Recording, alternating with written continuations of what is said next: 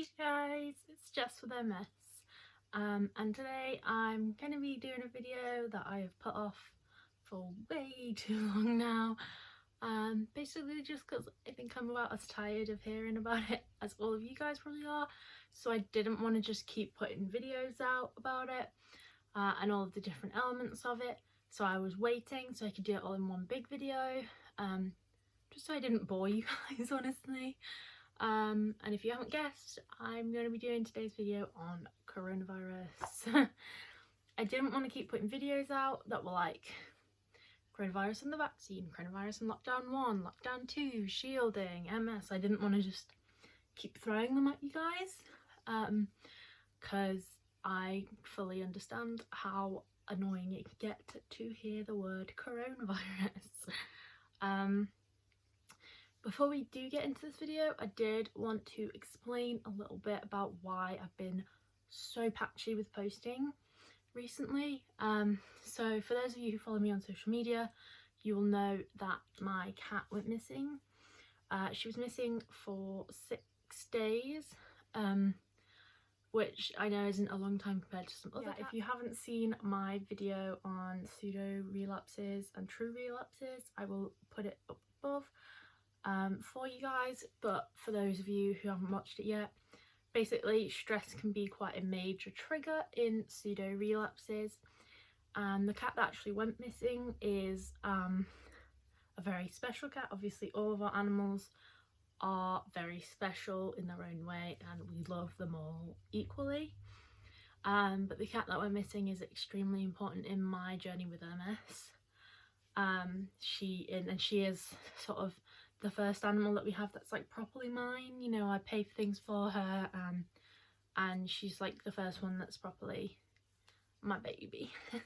So she's very important, and obviously the stress involved in her being missing had a big impact on my MS. I didn't want to post while she was missing because honestly, as much as I love this channel, I just couldn't think about anything else.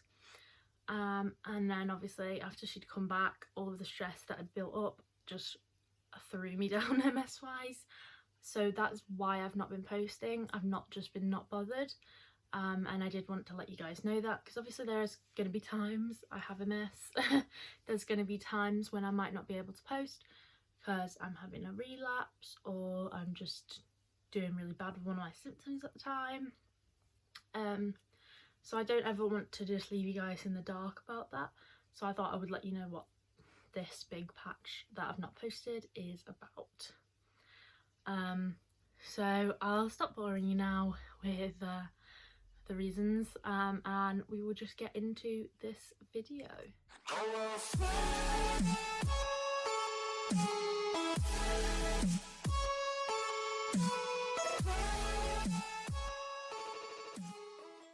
So I'm going to try and cover all of it. I know it's a long time, but I'm going to try and go over most of the aspects of corona so you don't have to watch 5 different videos of me explaining everything. Obviously, if there is any more questions, because I've done this so I don't annoy you guys with it, but I want to be able to answer everything you have, so if you've got any questions, put them down below in the comments. I will answer them if there's a lot, or if there is some on Instagram or Facebook. I will do another video. I'm more than happy to do another video. I just didn't want to keep throwing them at you. So I'm going to cover what the lockdowns were like having MS. I'm going to cover sort of what the extra risks are of having MS. For people who don't have MS and aren't maybe sure why that would be something that would bring an extra risk.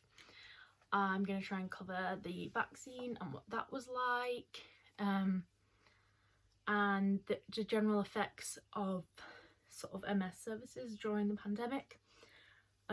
So without further ado, let's go. Try and shove all of this into a not too long video. So to start with, I thought we would just talk about what the lockdowns were like to have with MS and shielding, because MS itself does not put you in the category for shielding. It puts you in the category for being vulnerable, but not that you have to shield. At least here in the UK, you didn't have to shield just for having MS, because MS is a obviously nervous system disease, so you do have kind of a weakened immune system with it, but it's not enough to make you have to shield. However, some of the treatments for MS are enough to shield, and the deal with the treatment that I am on, which is Lemtrada, which I keep saying I'm going to do a video on, and I promise you I'm going to be doing a video on it. It probably would have already been up. I didn't have a massive gap, so sorry. But the treatments, Lemtrada, it is in a bracket of time after. I can't remember the exact period of time that it is that is in the catchment for shielding. But I was shielding in the first lockdown and not in the second, because I'd moved out of the time period.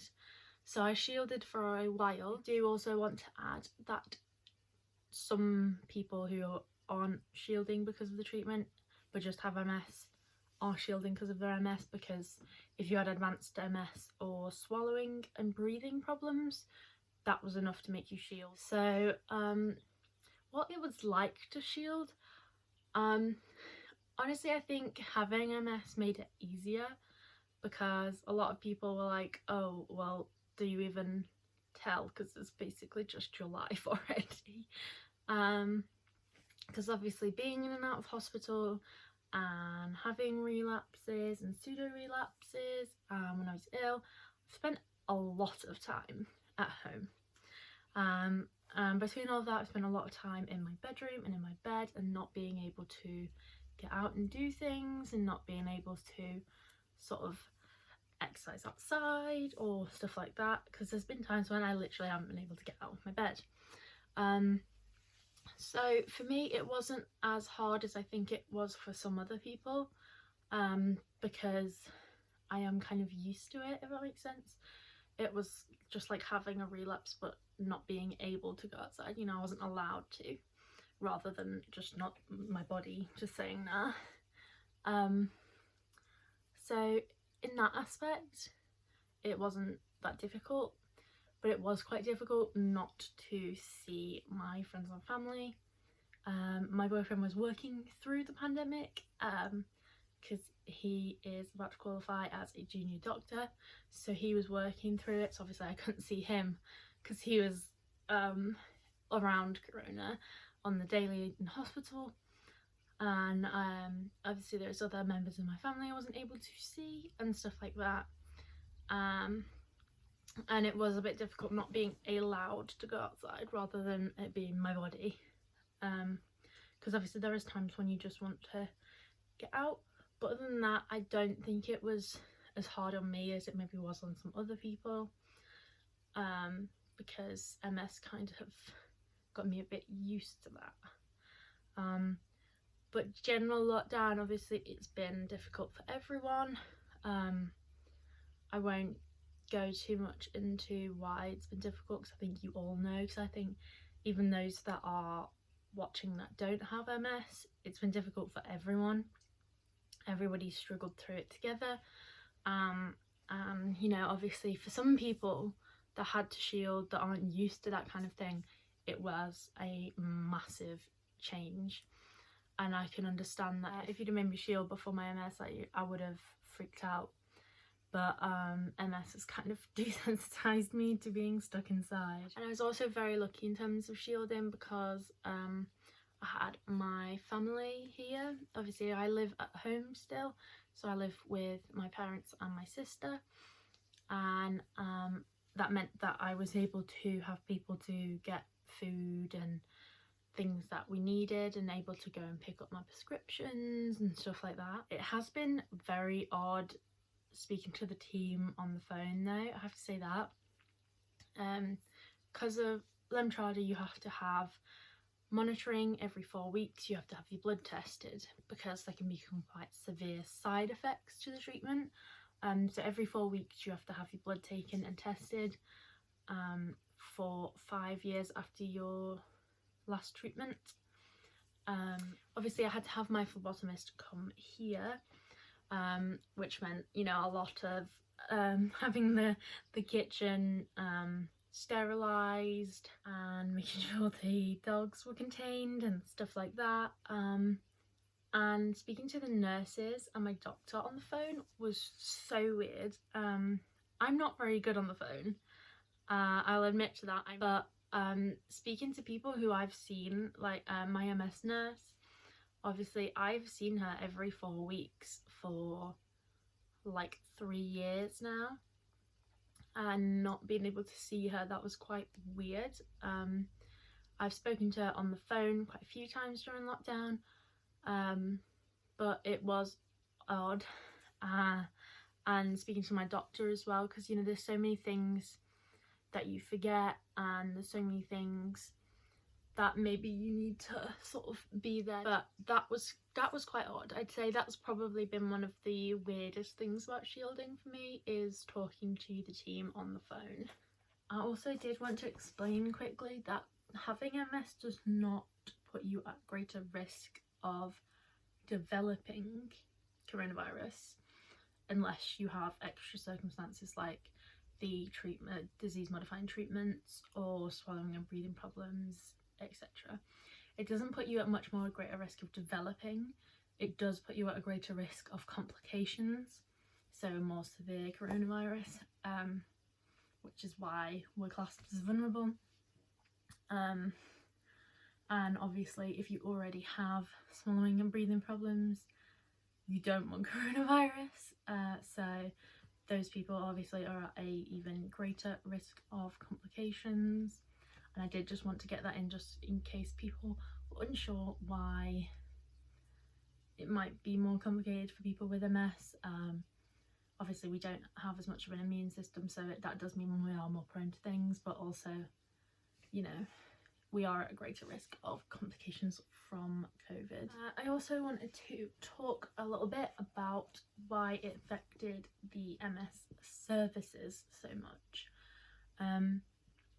Now obviously a lot of the doctors and nurses went frontline or had to go somewhere else when we were in the height of it, which meant that, you know, there was less people working in the services, which obviously made it more difficult.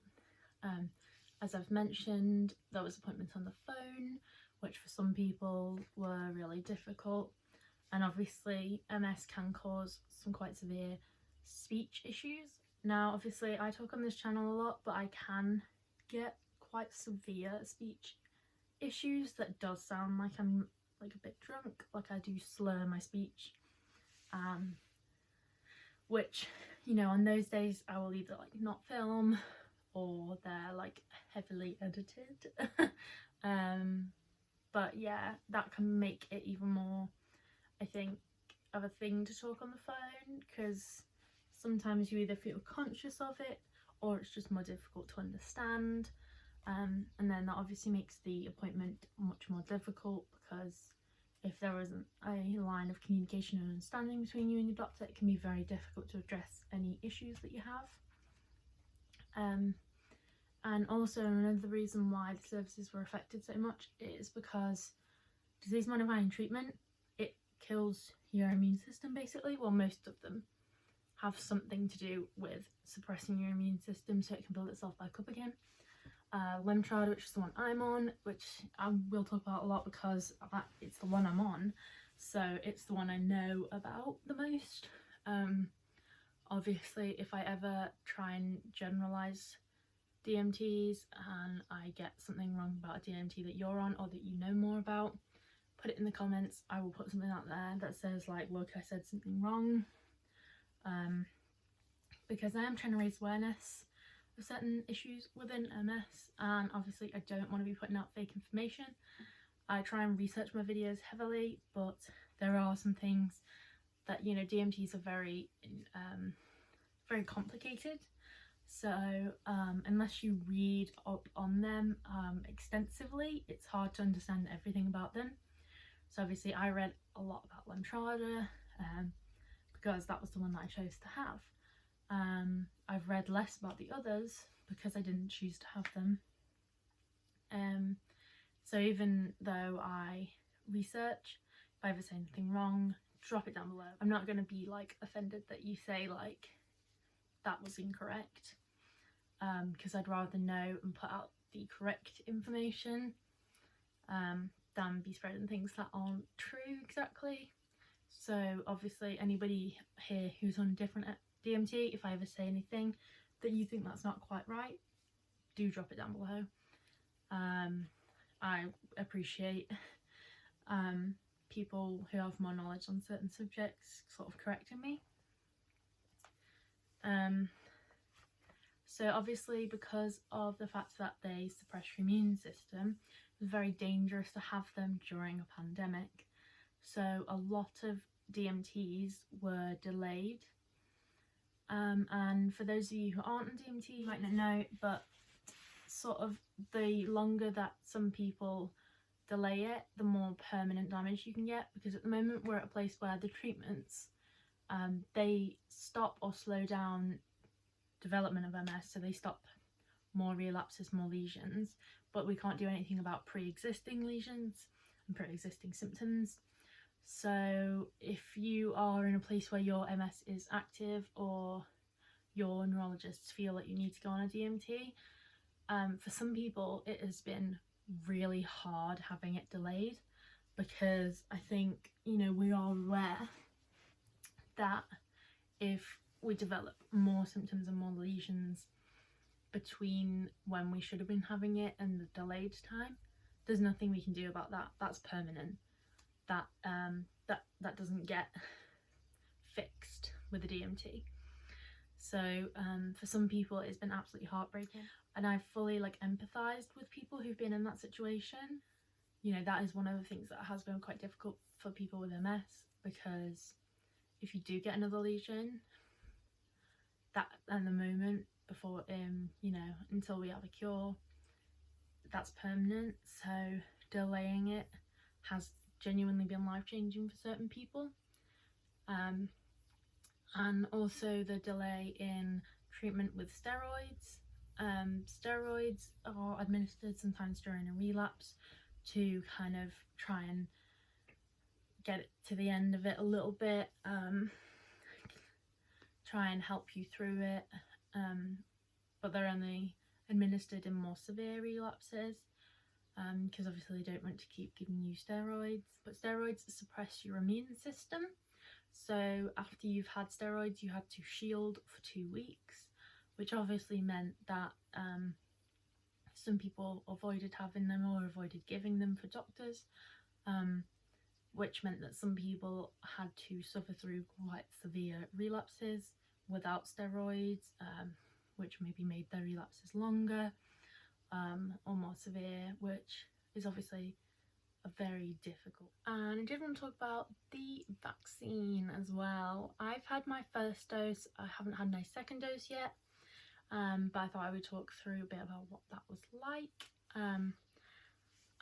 So a lot of vaccines people with MS can't have, or people who've on DMTs, so I can't have live vaccines, which meant there were certain vaccines like the meningitis vaccine that went around colleges I couldn't have because it was live.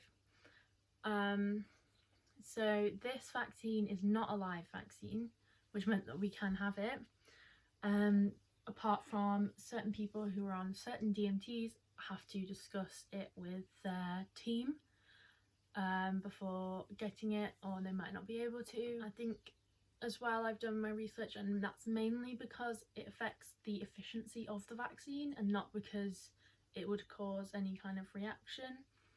I think it's something to do with the fact that, you know, they suppress your immune system obviously, and giving a vaccine to an immune system that's not there or that's very weak reduces its efficiency.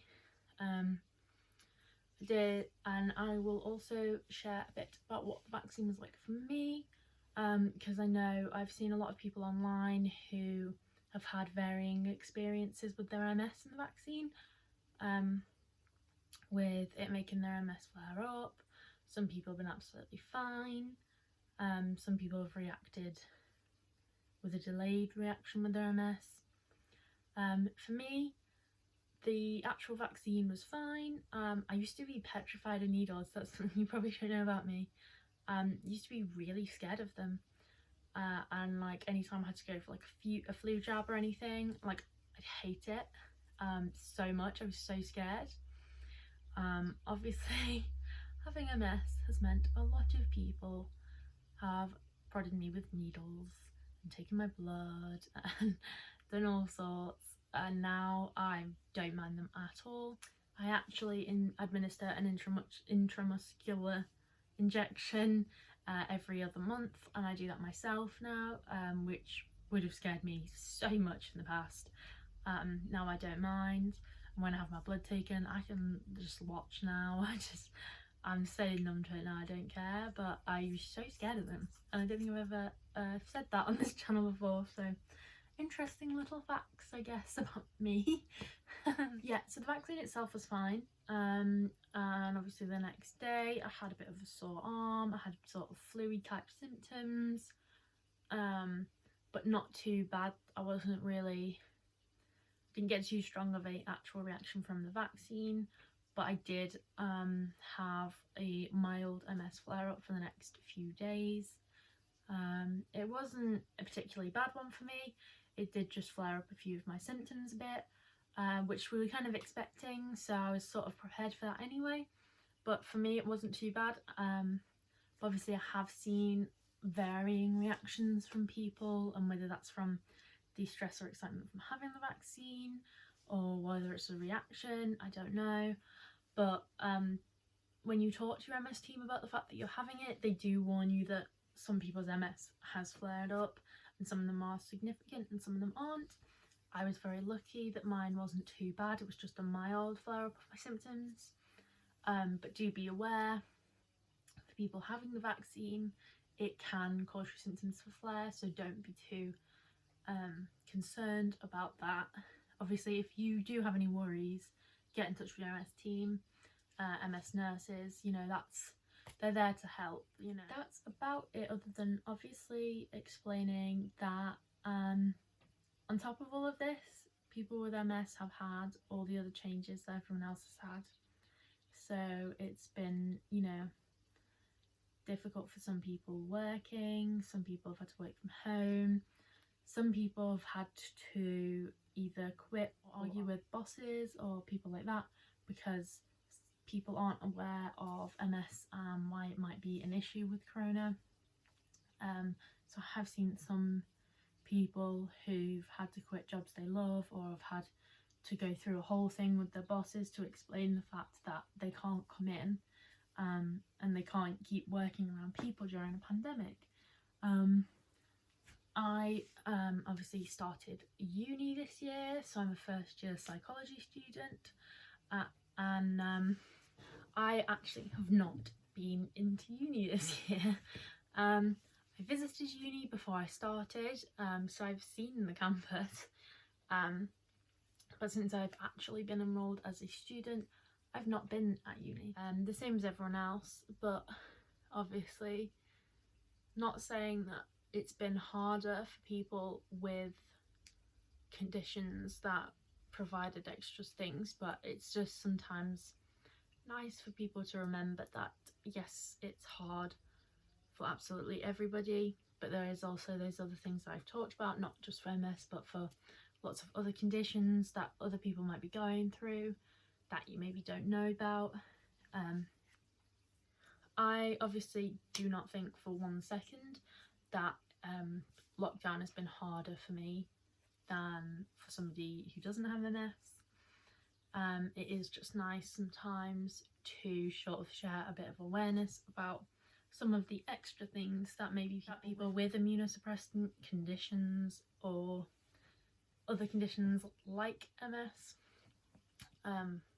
that, you know, it's nice for people to be aware that there has been extra sort of things that are maybe different or challenging or might be causing a lot of stress, all those kind of people during this time. So this isn't like a, you know, it's been harder, but it's nice for people to sort of be more aware of situations, because with everyone you meet, you don't know what they're going through.